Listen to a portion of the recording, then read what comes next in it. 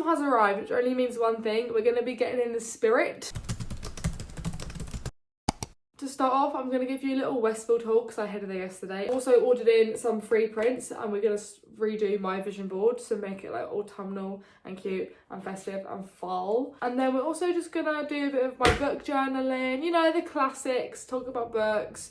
Number one, we headed to 𝘴𝘰𝘤𝘪𝘢 and I picked up the most gorgeous brown leather jacket. This is so cute and I got it in a medium. These ones do come up smaller, because I almost got a large. I actually am happy with the medium because it's a bit more fitted, it feels smarter and more put together. I've been desperate for a pair of autumnal boots. These ones I'm still not 100% on, only because they've got the tiniest little heel. I want to be able to wear these boots any day out, whether that's London, a walk, work. I want to be able to wear them all times.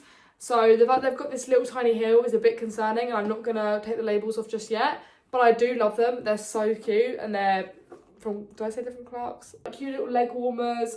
Oh, she's gonna be so cute. Miss Girl gave me the biggest bag a girl could have given for a bra and some underwear, but what are you gonna do? It was free. I picked up a matching underwear. I got this stunning bra, so cute, purple. But the story behind it is that when you wear white tops, a lot of the time, nude and white bras still show. So I actually started wearing red bras, and that does help. But someone at my work actually said, oh, purple bras work too. So I've bought a purple one and we're going to test that theory one day. One day we're going to do it. Just not today, because I can't be asked. And then last but not least from 𝘴𝘰𝘤𝘪𝘢, I got some hand warmers because I get cold hands, so I like gloves, but I don't like having my fingers like restricted. I like to be able to like go on my phone whenever I want. So stuff like this, perfect. Like this is a bit of me. Ooh, satisfying video. The thing about doing YouTube and TikTok is I never know what to film for what, and it does become a bit of a problem. Oh, so cute. Look at my vision board. I printed. I don't think I've mentioned this on YouTube yet, but I've read the Magnolia Park series lately. I read the first 3. So I read the first 2 on holiday. Oh my god, they were so good. And I read the 3rd one. I actually finished it maybe like a couple days ago. I'm obsessed and I really want to go and visit Holland Park now, as one does. Hey, who's that sexy girl? Oh, that is me at Party 101. Why does the lighting look like that? Welcome to my vision board and my bookshelf. As you can see, I've been book collecting lately. Yeah. Let's talk about that another day, eh? Although, second hand. Let's talk about that. That was an absolute find. This one came true. Let's talk about that for a second. Like the old ones I've taken down, I usually scrapbook them just so I can make use out of the pictures. Oh, I don't know who this girl is, but she's so damn cute. I want to be this bitch. I love her.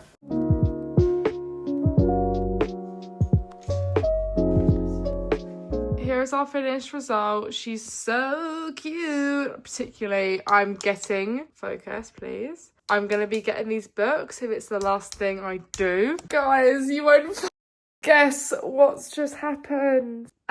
Is anything missing? Anything missing? Yeah, it fell, made a fucking mess, and knocked my fucking Lego over.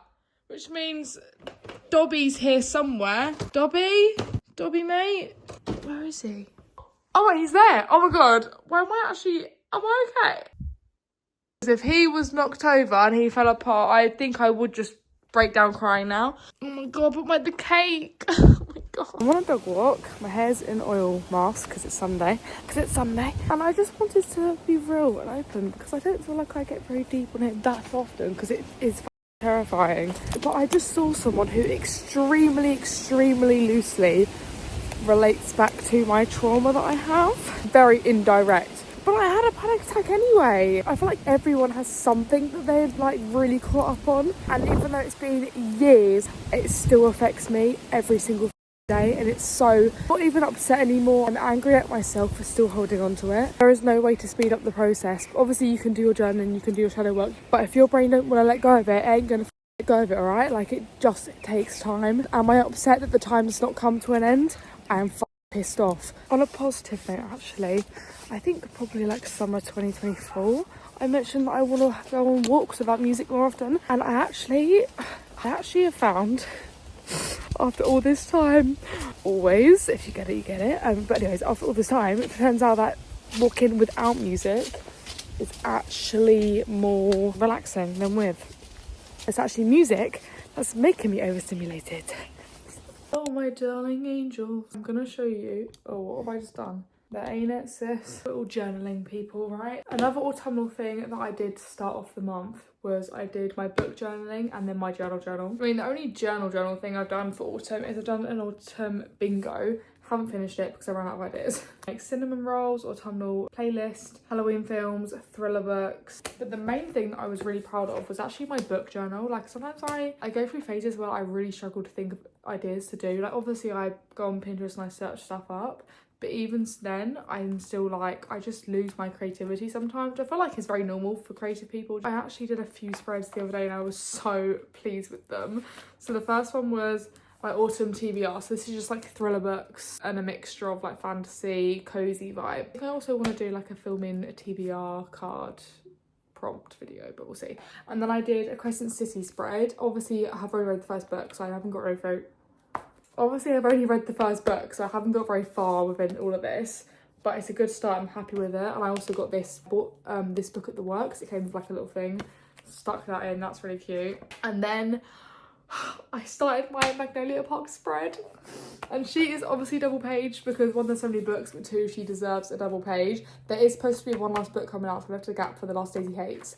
But oh my god, obviously like barely even started it, but so like I want to buy the first Magnolia Parks book special edition. You know, like the really soft covers, pastels. Oh, they're stunning. I think I gave it 4.5 stars. It is just like, I can't describe the feeling Magnolia Parks gives. It is just impeccable. Like maybe I should bump it up to a 5-star potentially because it was that good and I just can't stop thinking about it.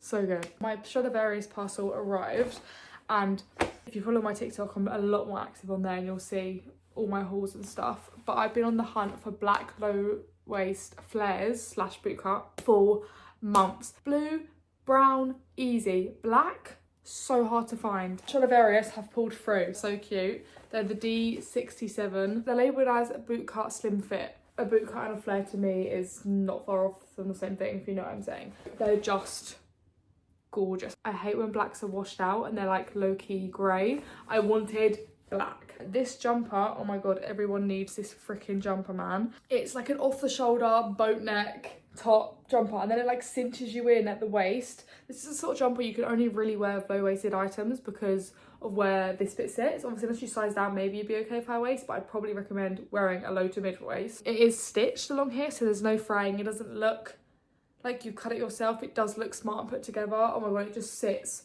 gorgeous. And this brown colour. I've been audiobooking Unravel Me for the last few days, but I'm a good like 300-ish pages in now. Like, I'm now hooked. I can now officially say that I am hooked to this series. Not like, it's not giving ACOTAR, it's not giving Throne of Glass, obviously, but I need to stop comparing fantasy books to them because I feel like nothing's ever gonna top a Sarah J Maas fantasy series, if you know what I mean. Guys, I'm not being funny, I'm having one of the best autumnal days of my life. I've just taken Vinny on a walk. He's all tired now. It was drizzling a little bit. Not a fan of the rain, I must admit, but it didn't actually get wet enough where I had to put my hood up, so it was gorgeous. I've got atmospheric reading playlist of the book Unravel Me, Shatter Me series on. So it's some ambience vibes going. We're gonna finish Unravel Me. I've literally got 20 odd pages left. So excited to finish. One, just because I can start another book. Love the feeling of finishing a book. But two, because it's actually gotten good and I'm intrigued to see what the end is going to be. Majority of fantasy books always end on a cliffhanger. I'm curious to see what sort of cliffhangers Tahereh Mafi can produce. Excited. We're going to go make a matcha. We're going to finish our book. Play our ambiance. Oh, what a day. I've only gone a bloody daddy, haven't I? I finished her. I gave her a 3 stars. Great book. Did actually really enjoy it. Better than definitely better than the first book. I think Shatter Me is a great series if you're just starting fantasy because it's quite easy to wrap your head around. There's not so many characters as like a general fantasy series tends to have. It's quite well tamed, but equally great plot, very interesting, plot twists, etc. We're now going to pick our next book. So I thought we'd have a look at our book journal. So, autumn TBR. Oh, so excited. So excited. I don't want to do fantasy, so that means God Killer, House of Sky and Breath, The Sky on Fire, Sword Catcher, and The Atlas 6 is off our list. Which leaves The Tenant, One of Us is Lying, Genuine Fraud, and The House Across the Lake. So these are our 4 picks. These are all thrillers. This one is definitely YA. 5 characters it kind of rotates between. It's based in a school setting. It's a mystery. Genuine Fraud by E. Lockhart, same writer as We Were Liars, which is why I bought it really. I've got the charity shop for £1, so I was like, I'm obviously not going to leave that. I'm not sure if I'm too bothered about it, if I'm honest. Like, you know, you're not in the vibes. This is a very good option because I do love Freida McFadden, as does everyone. You know what? I think I'm feeling this one. This is The House Across the Lake by Riley Sager. Oh my god, it's based in autumn! Yay! Sick. We're gonna start The House Across the Lake. I've heard very mixed reviews. The first time I heard of this book, and actually the reason I bought this book was because Hayley Pham mentioned it. I think it was the first thriller book she ever read on her YouTube. So I bought it immediately. And then weirdly enough, not long after that, I saw it a few times on TikTok, etc. And people were saying they thought it was predictable, boring, wasn't very good. So that's definitely intrigued me because I'm easily impressed when it comes to thriller books. I don't think ahead. I don't try and work things out. For example, let's go back to ACOTAR. Look out what the riddle went. In ACOTAR, when Amarantha gave Feyre the riddle to work out, did I try and work it out? Did I even read the fucking riddle? No, I did not. I said, that's for Feyre to do. I'm going to keep reading and let her work out for herself. I'm good at reading thrillers because I don't try to work it out, so I don't spoil it for myself. So that's always good.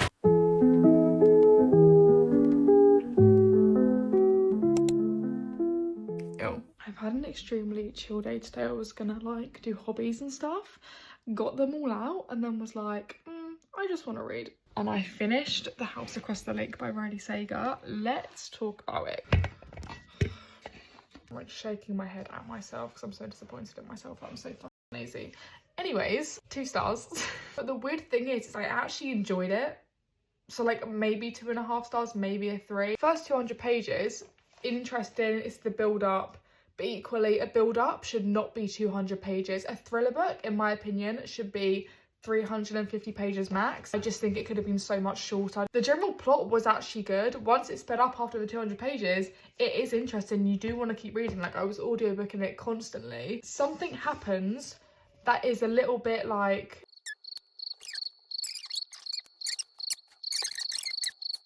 I found the word supernatural. Something supernatural kind of happens. As readers, you're obviously like, there's obviously a reasonable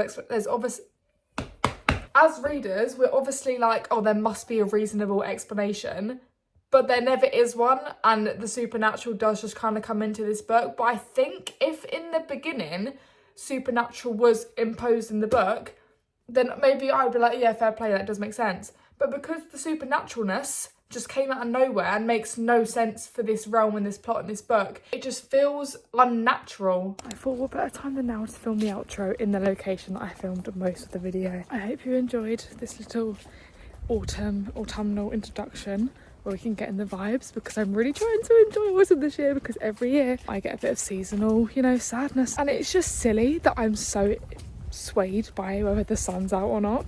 I just gotta sort my out a bit, do you know what I mean? Guess I'll see you next time. Bye.